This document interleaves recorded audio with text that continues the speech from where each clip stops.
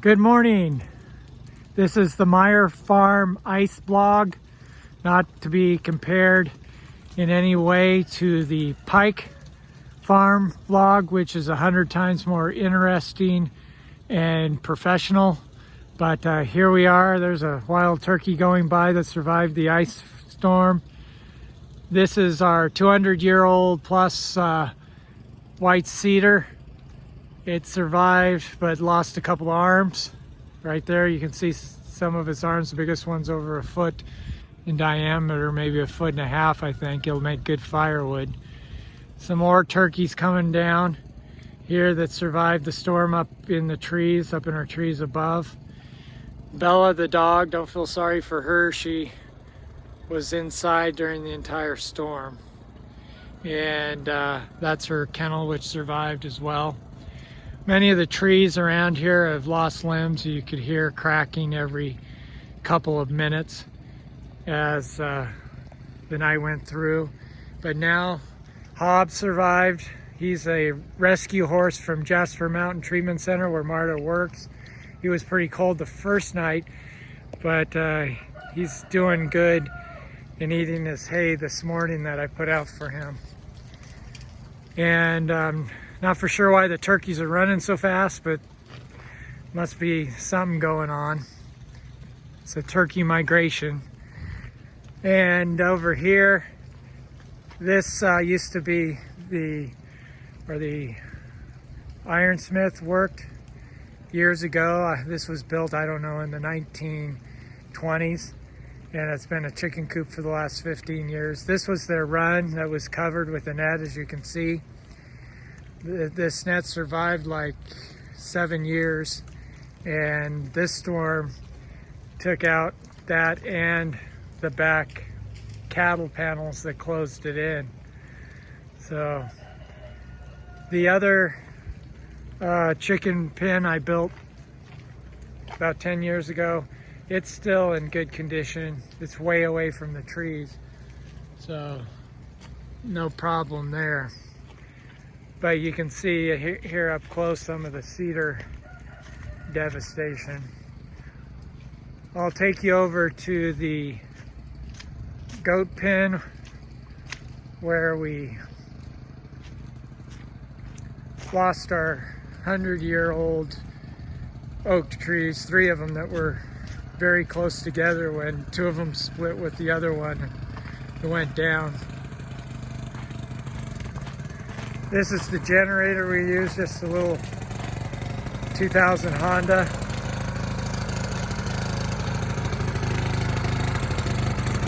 And it's done well through the storm. This tree here lost one little limb. Our poor plum trees, as you can see here, are a work of art. And here's the other little plum tree, and then this third plum tree right here is the biggest one, and where all the other plums came from on the property. There's some of my firewood, pellets, and I store all my seasoned wood in here. And here's the other oak tree. It just lost the limbs down here. Not very big limbs, but they'll also make some good firewood. The tree back behind it lost a big limb. This pear tree was a victim at the top of that oak tree. And so these pear trees are actually doing okay. And the apple tree, the old apple tree, survived. Oh no, I didn't even know this until I was filming right now. We lost the other apple tree. It was pretty old, but we lost this apple tree as well. Took it down back here in the back. Rose bushes are not doing very well either. Our grapes are back there doing fine. Our garden area. And so if you look up ahead there, there's the bin for the goats where they're eating. And so they're eating their food. There's one little one running right towards us right now. Probably going into its pen to get warm.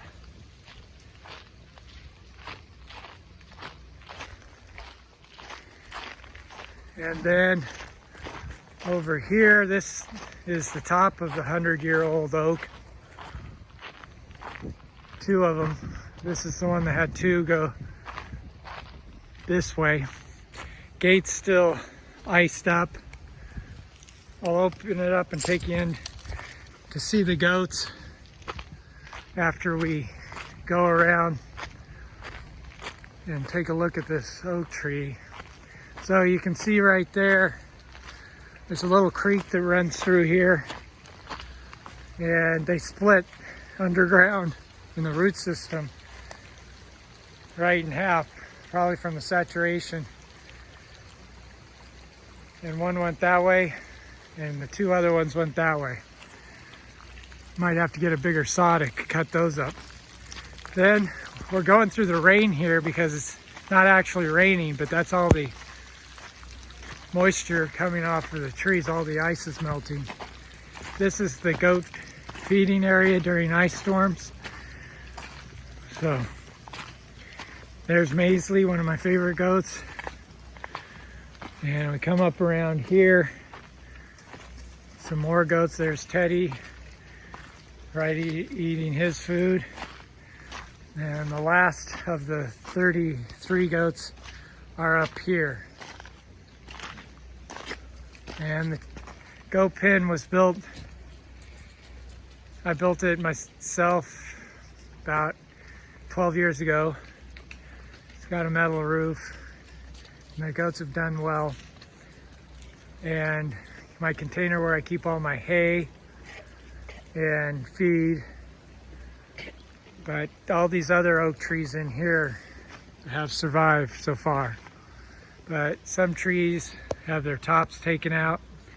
And then my trees clear up on the top of the property actually look pretty good. I can see a little bit of damage on one of the trees up there.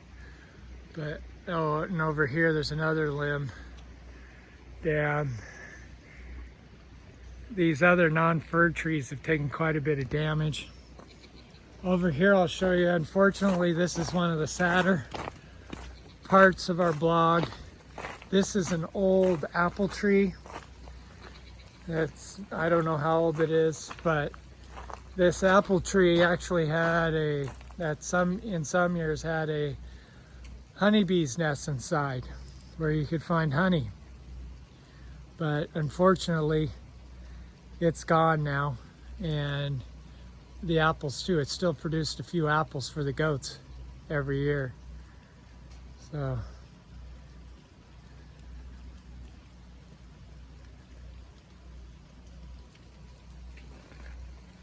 the goats love eating on these smaller bushes that have red berries. They eat them every year. Really love them. But you can see there's still ice everywhere. Ice from the bowls that I've broken out. I get some good seed, grass seed hay out of Cottage Grove, south of Cottage Grove every year. I get 50 bales this year, which definitely needed. Rudy, I call him my stud goat, Rudy. He's still in his cage with the goat that he's being studded out to. So I'll take you over and show you Rudy the goat. He's quite a cantankerous guy. And his friend that's with him, her name is Cleo. I'm gonna have to put the phone down here for a second. Hopefully I don't turn it off to get the clasp off of that other part of the gate. Told you this is not a professional pike farm production. It's just a Meyer blog. So there's Chloe. Chloe's here visiting Rudy. So Rudy is here And in 150 days, Chloe should have a little baby goat. Her owner hasn't been able to come get her because of the ice storm. So we'll take a closer look at this damage to the oak tree.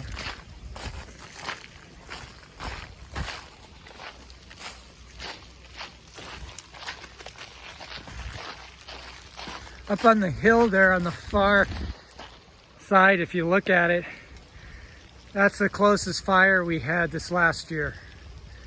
We had to go up and help our neighbor put sprinklers on his roof because the embers were starting to fall from the fire onto his roof. And luckily we got the firefighters to come and join us, and they put up a line right, it only got about 75 feet from his house.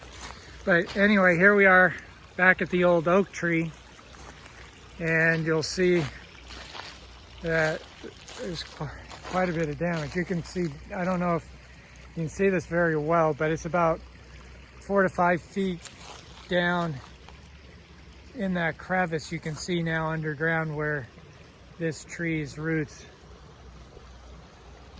used to be. It's right at the fork of these two creeks where they come together. But one of the big trees went that way, and the other two went that way. So that's all we have from the Meyer Farm blog for the ice storm of 2024. Stay warm, stay dry. And we appreciate all those farmers out there that deal with this every single day.